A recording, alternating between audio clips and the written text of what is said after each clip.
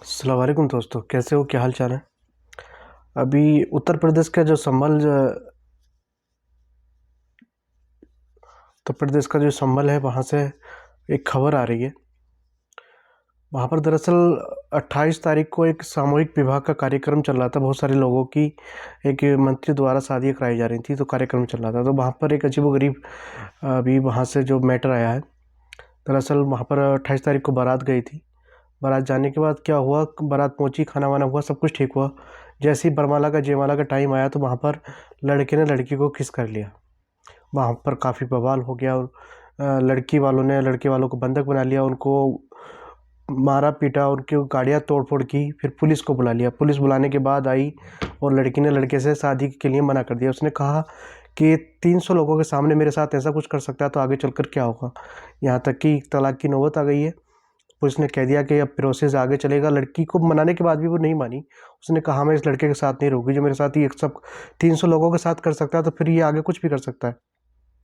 जबकि लड़के वालों का पक्ष है कि वो कह रहे हैं कि लड़की ने लड़के से शर्त रखी थी कि अगर तुमने मुझको किस कर लिया तो मैं 1500 रुपये दूंगी, और अगर तुम किस नहीं कर पाए तो 3000 तुम्हें देने पड़ेंगे।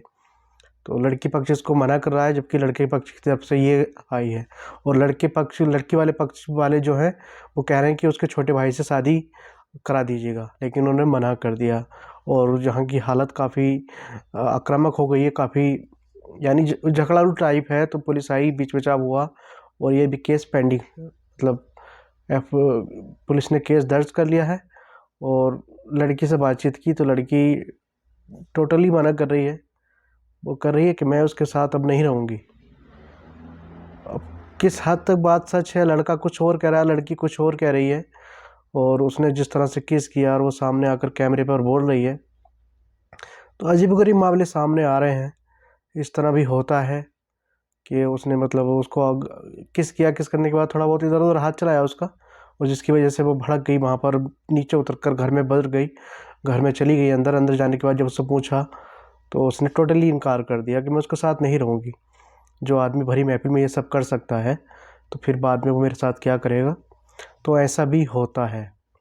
और दूसरा मामला जो एक मेरठ का था, मेरठ में मैंने वीडियो बनाई थी जिसके बारे में आपको बताया था कि वहाँ पर इंटरमीडिएट के बच्चे, 12 के बच्चे लड़की मैडम को वहाँ की छेड़ते हैं, आई लव यू जानम, आई लव यू जानम इजहार करते थे, प्रपोज करते थे। तो वहाँ पर अभी जो वहाँ के मौलाना हैं, उन्होंने काफ़ी बड़ा अनाउंस किया है। उन्होंने कहा कि मस्जिद में अनाउंस कराएंगे और सारे जो पेरेंट्स हैं, सारे जो वालिदैन हैं, उनसे कहेंगे कि अपने बच्चों को मोबाइल ना दें जब तक वो पढ़ते हैं। मोबाइल का सबसे बड़ा अहम रोल है बच्चों को बिगाड़ने में, उनकी तरबियत करने में। और माँ बाप से भी कहेंगे कि अपनी औलाद पर देखभाल कीजिए, उनको देख रेख कीजिएगा, उनका ख्याल रखिएगा। कहा है कि इसमें काफ़ी बड़ा हाथ जो है मोबाइल का है, और तरबियत को भी देखना पड़ेगा। अब हमारी औलाद की तरबियत हम किस तरह से कर रहे हैं, हमारे बच्चे क्या क्या हरकत कर रहे हैं। तो दरअसल मैटर काफ़ी वो भी लंबा था, क्योंकि उसके लड़की को उसके घर वाले पहुंच गए थे धमकाने के लिए। उसे कहा था हम तुझे जान से मार देंगे, केस वापस ले ले, लेकिन ऐसा नहीं हुआ था। जबकि जो मेन लड़का था, जिसकी बहन भी थी, तो वो फरार थे, अभी तक वो नहीं मिले थे। बाकी 3 लोगों को पकड़ लिया था। तो देखिए आगे क्या कार्रवाई होती है।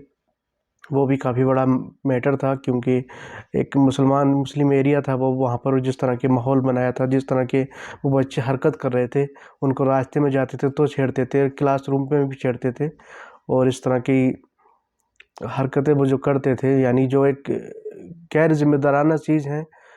कह सकते हैं कि एक तरबियत पर भी निशानदेह है, तरबियत पर भी हम लोग उनकी उंगलियां उठा सकते हैं।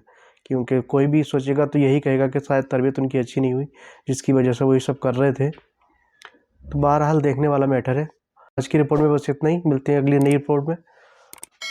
वीडियो अच्छी लगी तो लाइक करना, शेयर करना और सब्सक्राइब करना चैनल।